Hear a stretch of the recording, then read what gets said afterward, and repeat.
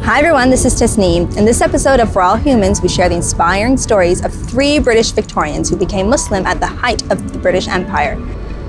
The stories are narrated in recent BBC articles. The articles tell the stories of such pioneers who defied Victorian norms at a time when Christianity was the bedrock of British identity.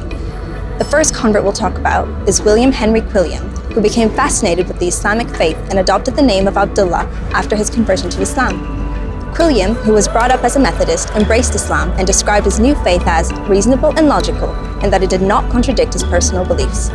In 1887, William established England's first mosque in Liverpool, which opened on Christmas Day and hosted educational classes covering a wide range of subjects.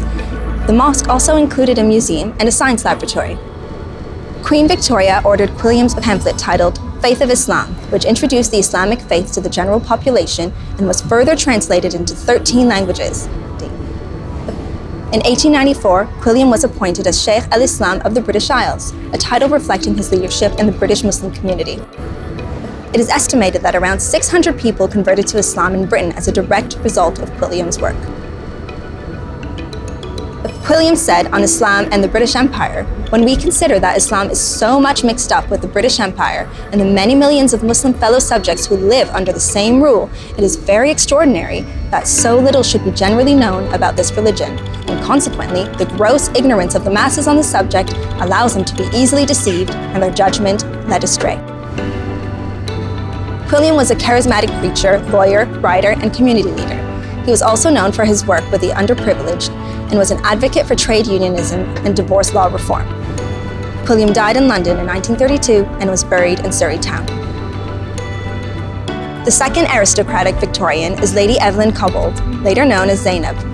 Lady Evelyn was born in Edinburgh, Scotland in 1867, the daughter of the 7th Earl of Dunmore. She spent her childhood winters in North Africa, where she had been inspired by the spiritual Muslim way of life. But there, she said, I learned to speak Arabic, and my delight was to escape my governess and visit the mosque with my Algerian friends, and unconsciously, I was a little Muslim at heart. It was only when she visited Italy with a friend and went to see the Pope, who asked her if she was Catholic, that she replied saying she was Muslim. Nevertheless, she claimed she had been Muslim all her life, and there was no intrinsic moment she converted. She later wrote in her memoirs, "I am often asked when and why I became a Muslim. I can only reply that I do not know the precise moment when the truth of Islam dawned upon me. It seems that I have always been a Muslim."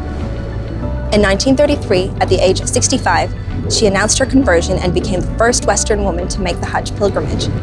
She penned a best-selling book, Pilgrimage to Mecca, detailing her experience. Her book, Pilgrimage to Mecca, is the first Hajj account by an English woman, and her diary also is the oldest record of a trip to Hajj. She died in 1963 at the age of 96. She left instructions that her gravestone on a hill in remote Inverness in Scotland bear the words, Allahun nur as-samawati wal ard, which translates as, Allah is the light of the heavens and the earth. Roland Alanson Wynne, better known as Lord Hadley, is the third Victorian Muslim we'll talk about in this video. He would have been the first Muslim to sit in the House of Lords had he taken the position due to him when he became the 5th Baron Hadley in 1913. Instead, that same year, he converted to Islam and became Sheikh Rahmatullah al-Farouk. 1 year later, in 1914, Lord Hadley became head of the British Muslim Society. He was educated at Westminster and Trinity College at Cambridge. After graduating from college, he was engaged in educational and civil engineering works. He was a man of many talents. One contemporary profile published in Time magazine described him as a man of many parts, a champion middleweight boxer in his day at Cambridge, a distinguished globetrotter, an editor, and an excellent raconteur. He was also one of the earliest exponents of what we know today as martial arts. In 1890, Lord Hadley co-wrote one of the earliest manuals on self-defense called Broadsword and Singlestick, before going on to write one of the first modern guides to boxing. Lord Hadley was the author of several books on Islam, including A Western Awakening to Islam and 3 Great Prophets of the World.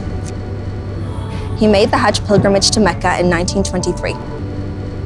Lord Hadley died in England in June 1935, and his final request to his son was that he be buried in an Islamic cemetery.